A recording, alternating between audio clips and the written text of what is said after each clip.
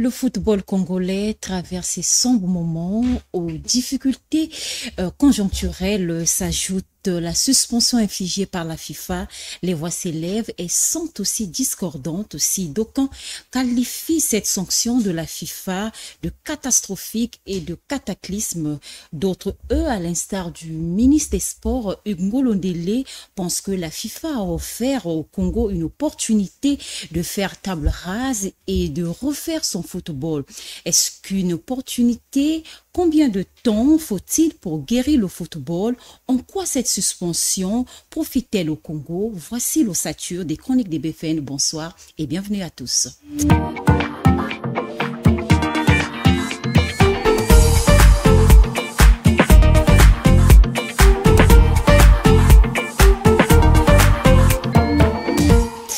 Bruni Fortuna, bonsoir à toi. Bonsoir Gabriel.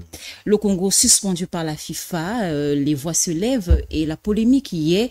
Le ministre des Sports a été interpellé par l'Assemblée nationale. Il multiplie les rencontres dans ce secteur. Peut-on dire que cette situation prend des propositions d'une profonde crise? Oui, il faut savoir, c'est un coup de massue, hein, nous l'avons dit, c'est un coup de massue, c'est, comme on le dit, hein, c'est un ballon qui est crevé même avant le coup d'envoi de la rencontre, d'une rencontre sportive. Et finalement, on constate que tous les jours qui passent au Congo-Brazzaville et même au niveau international, puisque nos confrères dans différents médias ont organisé des émissions autour de la sanction du Congo. C'est pour montrer combien de fois que le Congo n'est pas aussi un petit pays ou un pays ignoré du continent ou encore de la planète Terre, puisque la sanction du Congo par la FIFA a attiré l'attention de plusieurs observateurs, de plusieurs experts dans le domaine et de plusieurs médias. On a vu des confrères à travers le monde qui ont parlé de cette situation. Et donc au niveau local, vous savez que cela ne touche pas seulement que le gouvernement ou le Congo comme tel, mais c'est un vrai problème, surtout pour ceux qui sont dans ce secteur et qui exercent et qui travaillent avec la FIFA ou avec la FECOFOOT. Parce que vous savez, il n'y a pas que les joueurs, vous avez des arbitres, vous avez des médecins, il y a pas mal de gens, il y a toute une chaîne de ressources humaines dans le domaine du sport. Donc, la sanction du Congo sur le plan diplomatique vient encore ternir l'image du Congo. Sur le plan politique, on a envie de dire c'est un hors-jeu administratif et qui coûte extrêmement cher à l'État congolais et au Congo dans son ensemble. Et sur le plan technique, vous avez aujourd'hui plusieurs joueurs qui ne vivent que de ça et qui seront privés de football et même donc de leur vie sociale. Vous avez également, je le disais tout à l'heure, des médecins, des entraîneurs, des arbitres et tout ce monde-là sont aujourd'hui mis hors jeu. Simplement à cause de cette sanction, et vous avez vu, le président de l'Assemblée nationale parle du cataclysme. C'est lui qui utilise même cet adjectif, le cataclysme. C'est le chaos. C'est au-delà de la catastrophe. C'est la catastrophe dans son état pire, j'ai envie de dire ça. Et donc, finalement, on se retrouve et tous les jours qui passent, la situation s'empire et vous avez constaté que on a l'impression que c'est maintenant que le ministre mesure l'ampleur de la situation, puisque le président de l'Assemblée nationale en a demandé une sorte de grand-messe du football ou du sport au Congo pour essayer de résoudre tous ces problèmes. Et c'est ce qui se fait malheureusement. Mais le ministre persiste et signe sans reculer qu'il ne s'agit pas d'une fatalité. Cette décision de la FIFA n'est pas une fin en soi. Une honte, dit-il. Pour Hugues Ngolondele, c'est une opportunité, j'insiste, d'administrer une thérapie au football congolais. Que penses-tu? Il faut comprendre dans l'attitude du ministre, il y a une fuite de responsabilité. Vous savez, la frontière entre le contrôle, comme il a dit, que le gouvernement qui donne les moyens, encore qu'il faut préciser que le gouvernement ne finance pas les clubs, ne finance pas le football, les moyens dont il parle ici, c'est quand les Diables Rouges vont jouer. Voilà, ou quand ils jouent, ça il faut le préciser. Donc, on constate ici, je le disais, une fuite de responsabilité, puisque la frontière entre le contrôle de la FECOFOOT ou une sorte de coordination de l'action de la FECOFOOT et l'ingérence, la frontière est très mince, elle est très petite. Et je crois que n'ayant pas fait attention, le ministre, même s'il ne le dit, le nie jusqu'à aujourd'hui officiellement qu'il n'y a pas eu ingérence, oui, administrativement et juridiquement, il n'y a aucune preuve aujourd'hui que le pays, le Congo ou le gouvernement s'est ingéré, s'est immiscé dans les affaires de la FECOFOOT, puisque ni le ministre lui-même ou encore le chef du gouvernement n'a pris une note pour finalement demander, par exemple, à la FECOFOOT de rendre les comptes sur la gestion de football ou quoi que ce soit, ou encore le gouvernement n'a pas pris une note pour désigner les joueurs. Et ça, sur le plan administratif et juridique, on peut le lui concéder. Mais on sait qu'il a certainement été piégé, il est tombé dans les gérants, et ça, c'est la FIFA qui a amené les enquêtes au Congo, la FIFA qui lui-même a fait venir au Congo avec la CAF, le lui a dit en face qu'il y a eu forcément ingérence, puisque le comité, la commission ad hoc qui a été mise en place, qui serait dans les coulisses pilotée par lui-même, est venu totalement asphyxier et bloquer la situation. Donc, on est dans ce contexte-là. Il persiste et signe que c'est une opportunité, mais je vous envoie, quand je parle de la fuite de responsabilité, je vous envoie suivre que le ministre des Sports a toujours botté en touche, ou a toujours, et c'est toujours caractérisé par cette fuite de responsabilité. Il a souvent aussi minimisé ce qui paraît grave aux yeux de tous, mais après, il n'y a pas toujours de solution. Moi, avec votre permission, Gabriel, je voudrais vous proposer un élément. Lorsque le stade Alphonse Massamba Déba a été exclu des stades homologués par la FIFA. Suivons l'extrait et on revient tout juste après. Je tiens à vous rassurer qu'il n'y a pas péril en la demeure. Le Congo n'est pas seul dans ce cas. Nous savons ici tous que le stade Alphonse Massamba Déba a été construit en 1962. Donc ce stade aura 60 ans l'année prochaine.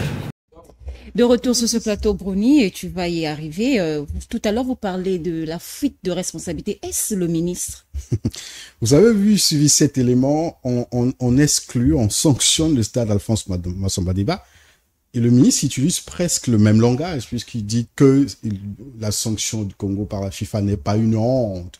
Au contraire, c'est une opportunité. Et vous savez, quand on sanctionne le stade Alphonse Massamba Déba, il dit que ce n'est pas péril en la demeure.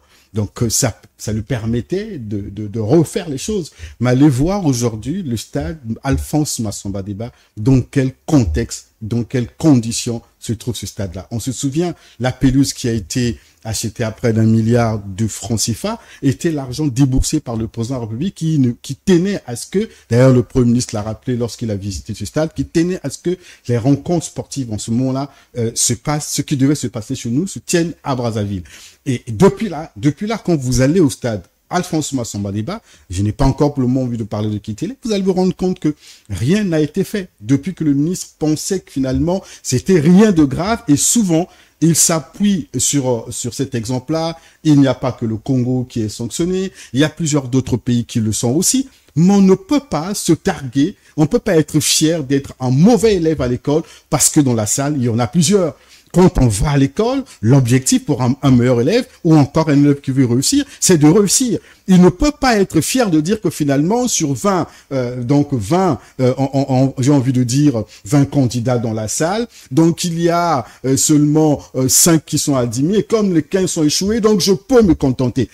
Donc ça veut dire que cet élève-là n'a aucune vision, n'a aucune ambition, et finalement, il ne sait pas exactement ce qu'il est en train de faire. Et malheureusement, on se retrouve dans ce contexte où le ministre ne prend pas, ne mesure pas jusqu'ici l'ampleur ou encore l'ampleur, j'ai envie de dire, de l'impact et des conséquences assez néfastes de la sanction du Congo par la FIFA et l'impact sur le Congo et tous ceux qui pratiquent ce sport et tous ceux qui évoluent dans ce sport. Mais quand je le dis, je n'exclus pas la fédération, je ne dis pas, je ne la dédouane pas non plus. On sait que cette fédération brille, le ministre l'a dit d'ailleurs lui-même, par la corruption. On a entendu les audios dans ce pays, on sait que il y a une gestion opaque même de cette fédération. On le sait. On ne la dédouane pas, Mais ici, nous sommes en train de voir la posture du gouvernement, sinon la posture du ministre vis-à-vis de la crise du football, sinon la crise du sport dans le pays.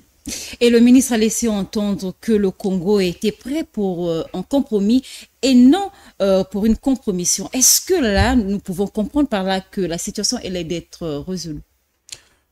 Bon, ça encore, ça revient un peu sur ce qu'on a dit. Le compromis avec la FIFA, si le ministre l'a bien compris, c'est de respecter les règles. Oui. C'est de respecter les lois de la FIFA. Aujourd'hui, la Fédération congolaise est une association de la FIFA. Le gouvernement, comme il a dit, pilote la politique sportive, pilote la politique du football, puisque le pays veut être une grande nation footballistique ou dans le domaine du sport. Mais la FECOFOOT est financée par la FIFA. Et donc, il y a des conditions pour intégrer la FIFA. Il y a des conditions, des règles, des principes pour obtenir les fonds de la FIFA. Ça, on le sait tous. Et par rapport à cette sanction, il faut savoir que il y a des conditions. Le Kenya, en 2022, février 2022, était aussi sanctionné pour ingérence. Pour ingérence. Mais de février, c'est à peu près octobre, novembre de la même année, finalement, que le gouvernement kenyan avait cédé aux exigences de la FIFA. Ils ont donc rétabli leur fédération. Le Zimbabwe, je crois, on a connu aussi. Il y a eu à peu près 3-4 pays.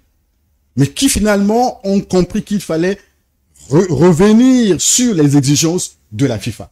Donc aujourd'hui, compromission, est-ce que on est dans la compromission? La compromission, quand on comprend bien, c'est que le ministre, par rapport à ce qu'on entend, pense que, il le dit clairement, d'ailleurs il l'a dit devant les parlementaires, que le mal est connu, il sait que les causes sont connues, le virus qui détruit la FECOFOOT ou le football est connu.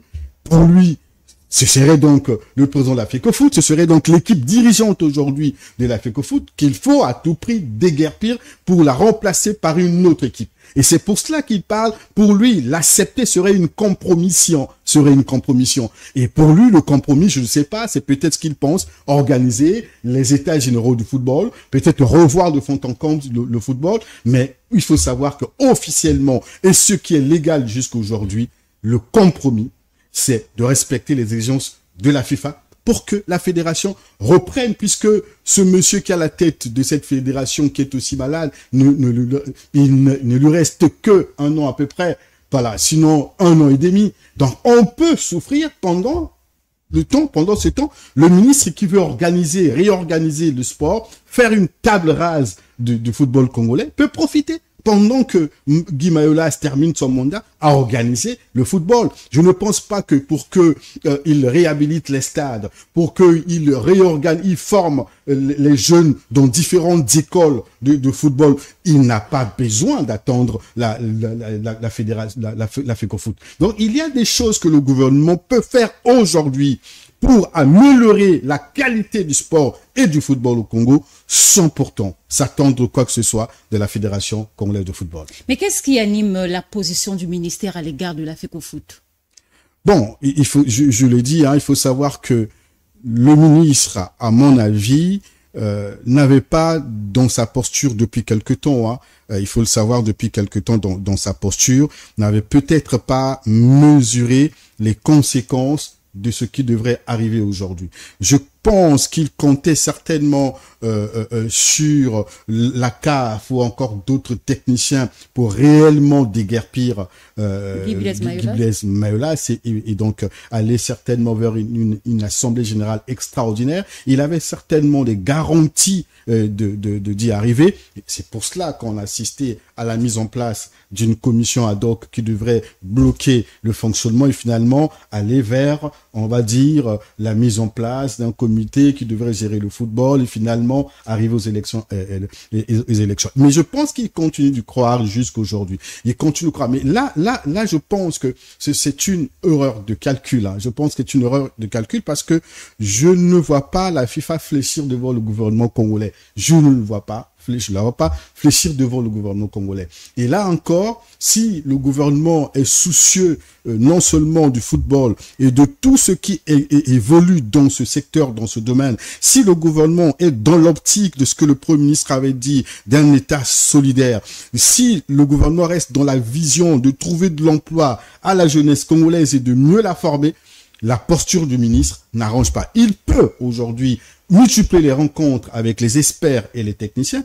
Vous allez vous rendre compte finalement que les choses ne marcheront pas, puisque ce n'est pas aujourd'hui que le ministère des sports aujourd'hui parle des questions de football. Voilà, je crois que j'ai même envie de vous proposer 2 extraits pour vous illustrer un peu ce qu'on a dit tout à l'heure, parce que vous m'avez posé la question d'abord pour savoir pourquoi est-ce que je parlais de la fuite de responsabilité, pourquoi est-ce que le ministre campe sur sa posture aujourd'hui, et pourquoi il pense finalement c'est une opportunité. Les problèmes de sport, je disais, que ne datent pas d'aujourd'hui. Et on a aussi l'impression que finalement le gouvernement tergiverse sur ces questions. Donc je vous propose 2 extraits. On va commencer par le premier. Il ne s'agit pas de manque d'argent, il s'agit des hommes qui dirigent. Et ceux qui dirigent ne dirigent pas comme il faut. Ronnie, qu'est-ce qu'on peut comprendre de cet extrait? Ok, mais avant de répondre à votre question, l'extrait que nous venons de suivre date à peu près de 4 jours ou 3-4 jours. C'était le 13 février, devant les députés. Le ministre répondait aux questions de 2 députés lors des questions d'actualité. Il a été interpellé par ces 2 députés. Mais je vous propose un autre extrait où le ministre est toujours devant les parlementaires. On suit. Il faut mettre des moyens. S'il n'y a pas de moyens, on n'aura pas de résultat. On pourra changer autant de ministres, sans moyens, on n'arrivera à rien du tout. On récolte ce que l'on sème. Et nous, tant qu'on ne mettra pas les moyens pour avancer, il ne faut pas faire du saupoudrage. On prend un peu, on donne là, non, c'est du bricolage. Et avec le bricolage, on n'arrivera à rien. Chers députés, que dois-je faire? Si on donne les moyens, on fera. S'il n'y a pas de moyens, il sera difficile de faire. Moi, j'attends de vous des conseils. Hein. Dites-moi ce que je devrais faire. Et puis, je vais voir. Ronnie, qu'est-ce qu'on peut comprendre de cet extrait? Vous avez vu le premier extrait, je le disais tout à l'heure, date de quelques jours. Oui. Et là, dans cet extrait, si vous avez suivi, le ministre dit qu'il ne s'agit pas de problème d'argent, puisque le 13, devant les parlementaires, donc il y a quelques jours, il a dit que le gouvernement donne suffisamment d'argent en termes de milliards de francs CFA à la FECOFOOT, sinon à l'équipe nationale. Et donc, il précise qu'il ne s'agit pas de problème d'argent, il s'agit de questions d'hommes. Donc, pour le ministre, dans cet extrait, la question, le problème qui ruine le football congolais, c'est pas un problème d'argent, c'est pas un problème de financement, c'est plutôt un problème de ressources humaines. Il pense que finalement, que les hommes ne font pas bien leur travail. Et quand il parle des hommes, je pense qu'il s'exclut, il parle de la Fédération congolaise de football et tout ce qui entoure. Dans le deuxième extrait, qui date à peu près de 2 ans, juin 2023, si j'ai une bonne mémoire, le ministre dit aux parlementaires, toujours dans la même chambre de parlement, et que finalement, le problème de football est connu. Il s'agit du problème de finances. Il le dit clairement que ne faisons pas les à peu près. Les à peu près, c'est quoi? Donner aujourd'hui 5 millions, demain c'est 10 millions, demain après-demain c'est 4 millions, 400 millions. Il dit, ça, c'est pas du tout sérieux. C'est pas du tout sérieux. Donc, le problème de football au Congo, selon le ministre, donc en 2023, c'était le problème de financement. Il demandait même aux députés, eux qui votent le budget, de tout faire pour injecter suffisamment d'argent dans le football congolais. Vous avez compris la contradiction. Et quand on regarde cette contradiction, l'impression qu'on a, c'est que le gouvernement n'a pas une vraie politique du sport ou du football dans son ensemble. On a l'impression, quand on suit ces extraits, ces 2 extraits, que le ministre des Sports, depuis à peu près 8 ans, puisqu'il est là depuis 8 ans, si je ne me trompe pas, n'a pas une réelle vision du football congolais. Il n'a pas réellement la politique parce que ça, c'est le tâtonnement. C'est à peu près ce qu'on est en train de vivre en RDC, où le président Tshisekedi voit un peu le diable partout. Aujourd'hui c'est Kabila, demain c'est Kagame, après-demain on ne sait pas exactement quel est le vrai problème de football. Est-ce que c'est le problème d'hommes? Est-ce que c'est le problème de financement? Sur quoi doit-on nous appuyer? Est-ce que vous pensez que dans ces conditions actuelles, les États généraux viendront régler quoi si, au niveau du gouvernement, ce gouvernement qui est là depuis pratiquement bientôt 5 ans, n'a aucune maîtrise des vrais problèmes qui minent le football congolais? Bon, quand on regarde ça, on peut comprendre la posture du ministre qui est resté dans une sorte d'exonération personnelle, où les autres sont toujours responsables, mais pas lui, où les autres ne font rien, mais c'est lui qui fait mieux. Et ça, c'est l'image que nous avons du pays dans son ensemble, c'est l'image que nous avons aussi dans d'autres départements. Voilà. Donc, ces deux extraits peuvent aujourd'hui nous donner un peu la vision sur ce qui se passe au niveau de la Fédération congolaise de football. Cette guéguerre entre le comité, la commission ad hoc qui a été mise en place, dans le but de régler le problème. En réalité, il y a eu confusion puisque certains voulaient qu'il y ait une sorte de résultat consensuel avec la fédération, donc aboutir certainement à une mise en place d'un bureau provisoire qui gérerait le football. Et finalement, certains ont dit non, on ne veut pas aller à une solution consensuelle. Et donc tout cela, c'est le manque de maîtrise des véritables problèmes de football aujourd'hui. Tout à l'heure, Bruni, vous avez évoqué qu'il était souhaitable d'attendre la fin du mandat de Guy Blaise Mayolas. Est-ce pas là la bonne manière de faire les choses pour revenir sur les bonnes bases même de la gestion du football congolais? Moi, je disais tout à l'heure, Gabriel, que le Mali traverse une période d'un moment sécuritaire difficile depuis plusieurs années. Quand on regarde l'instabilité politique, j'ai envie de dire constitutionnelle et même administrative de ce pays, on peut imaginer que tout ne devrait pas marcher dans ce pays, le Mali. Mais vous avez constaté que l'équipe nationale du Mali, les Aigles, je crois que c'est comme ça qu'on les appelle, ne déméritent pas. Le Mali, qui se trouve dans une situation catastrophique, sécuritaire, politique, l'instabilité politique aujourd'hui, n'a pas cessé de former. Mais ça ne part pas seulement c'est pas par un coup de bâton magique qu'on peut changer les choses. Ça veut dire que depuis plusieurs années, ces pays comme le Sénégal ont mis en place des vraies politiques de développement du sport comme au Brésil. On tergiverse pas. On tergiverse pas. Mais j'ai envie de prendre l'exemple de la RDC qui est en face. Mais la RDC, les Léopards ne déméritent pas. On constate comment ils jouent à l'intérieur comme à l'extérieur. Je n'ai pas envie d'ajouter d'autres pays, même les derniers pays africains qui sont nés ont dépassé le Congo. Le ministre le reconnaît d'ailleurs. Comment peut-on expliquer ça? Il y a un élément que le ministre a épinglé devant les parlementaires. Il parle, même dans la même attitude, que ça fait 8 ans que la fédération de basket a été aussi sanctionnée, exclue de la fédération internationale. Ça fait 8 ans. Ça fait aussi 8 ans qu'il est là. Mais en 8 ans, qu'est-ce qui a été fait? Puisque on nous dit que pour le football, cette sanction est une opportunité, n'est-ce pas? Pour refaire le football. Je pense aussi que pour le basket, c'était aussi une opportunité pour refaire. Qu'est-ce qui est fait depuis 8 ans? Qu'est-ce qui est fait? Je pose cette question à ceux qui nous suivent. Qu'est-ce qui est fait dans le basket depuis 8 ans? Ça veut dire que lui, il arrive, il trouve peut-être la situation. C'est pas lui qui est responsable. On parle là de l'État. Mais dans la continuité administrative, dans la continuité politique, il ne peut pas se dédouaner. Donc, vous avez aujourd'hui le football. Donc, on ne peut pas penser que Guy Blaise Mayolas, je ne l'appuie pas. Je sais que moi, j'appuie ce que le ministre a dit dans le passé, que son bilan est un piètre bilan. C'est un bilan catastrophique. Et ça, tout le monde doit le savoir. Et si on se retrouve dans cette guerre aujourd'hui, c'est parce qu'à un moment donné, il a voulu lui aussi mettre ses propres intérêts avant l'intérêt de la nation. Mais ce qu'il faut comprendre aujourd'hui, le gouvernement, l'État congolais, les institutions qui sont au-dessus des hommes, ne peuvent pas attendre que Mayolas quitte la fédération pour relancer le sport.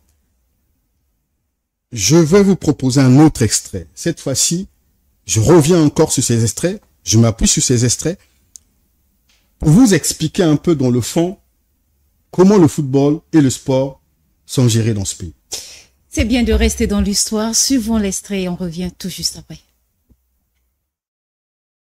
Le manque du matériel sportif pour préparer et organiser les Jeux de l'ONU. Nous ne possédons pas les actes de cession des équipements ou des installations sportives, la sécurisation des espaces réservés au sport et la régularisation de la situation du stade Franco-Anselmi. Vous voyez tous les stades qu'on a, mais qui aujourd'hui malheureusement sont comme à l'abandon. Mais on ne peut pas avoir mis autant d'argent dans ce département des sports pour voir d'ici 10 ans le sport mourir dans ce pays. Ce serait totalement ridicule.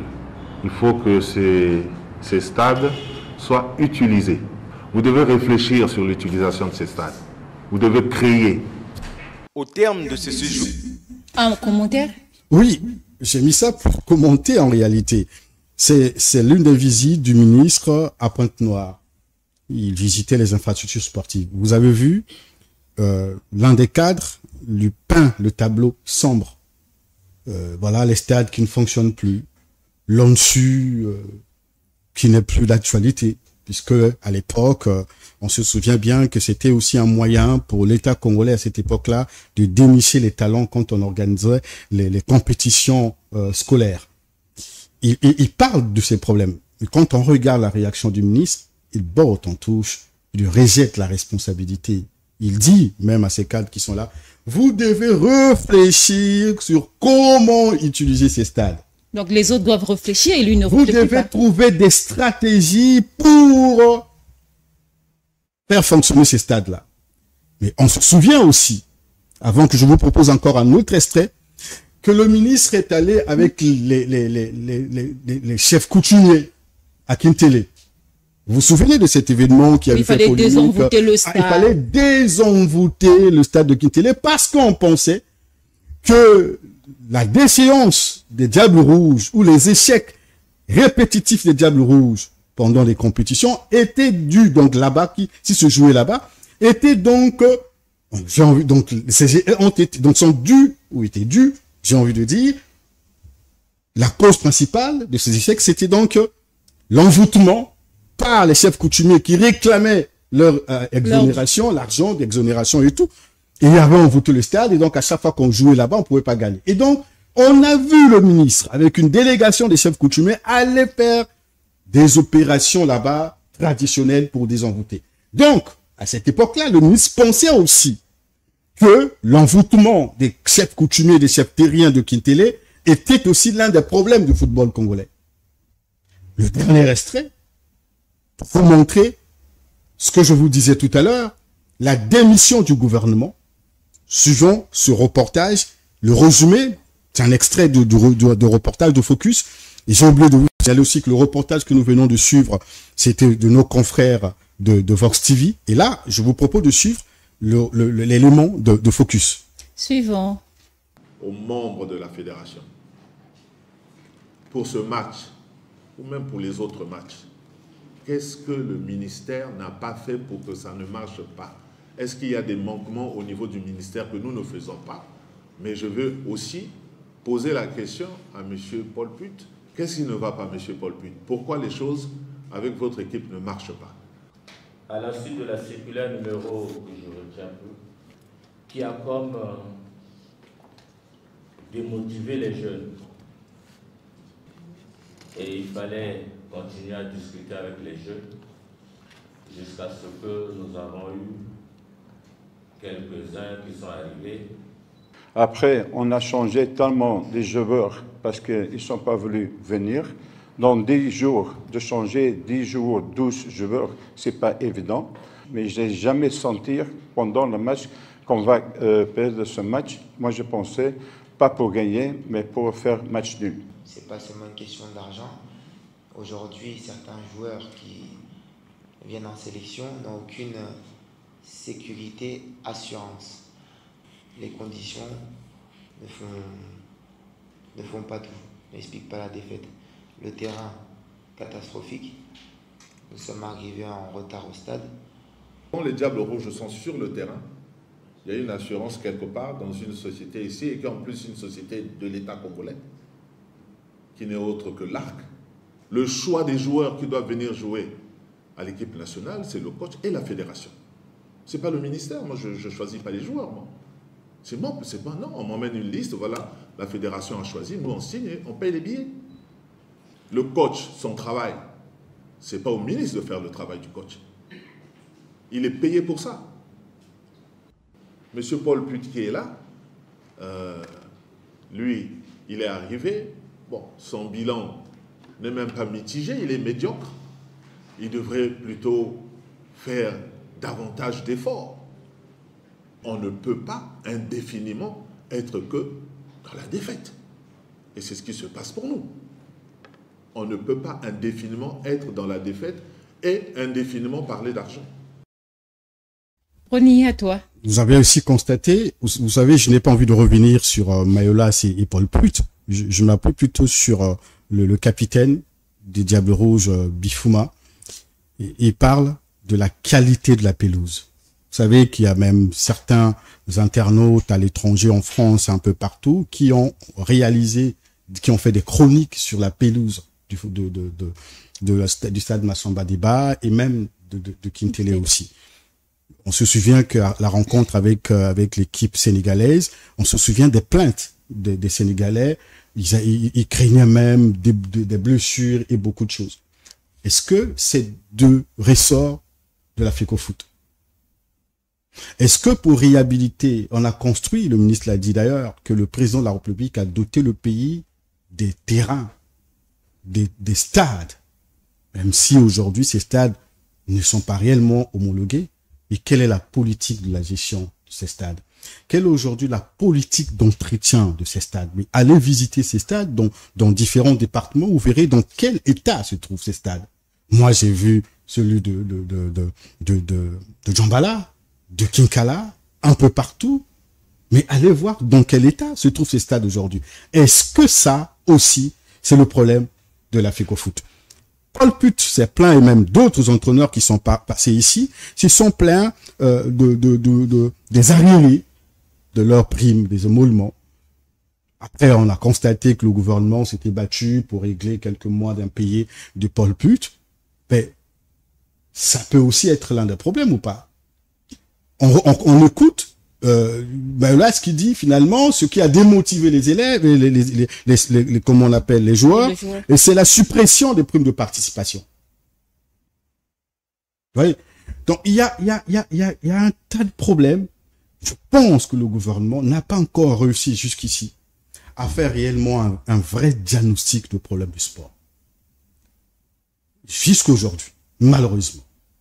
C'est pour cela qu'on tergiverse, c'est pour cela que on ne sait pas exactement par où commencer, par où s'arrêter. Et c'est pour cela qu'on est dans cette crise en réalité qu'on devrait éviter si on savait réellement où toucher. Vous avez aujourd'hui, il faut pas penser que le Congo manque de la qualité. Il faut pas penser que le Congo manque des bons joueurs. Nous avons connu des bons joueurs. On parle de Puma. On a connu les Ibarra dans ce pays. On a connu pas mal des joueurs, les Fodé. Il y a pas mal de joueurs. On a connu également Onyangue dans ce pays, qui ont fait la fierté du pays. Donc, on ne peut pas dire que le Congo a toujours été piètre pays. Non. On peut pas toujours dire que le Congo manque de qualité, mais comment nous avons fait, nous, pour être qualifiés au CHAN? Si on manque de qualité, comment avons-nous fait pour se qualifier au CHAN? Comment même les U17 ont fait pour y arriver? Donc, quand on regarde tout cela, le vrai problème, ce n'est pas peut-être les joueurs aussi. Puisque ceux qui sont à l'étranger, quand même, sont dans les très bonnes conditions. Il faut regarder nos clubs, comment sont-ils gérés aujourd'hui? Avec quels moyens de financement? Avec quels moyens de financement?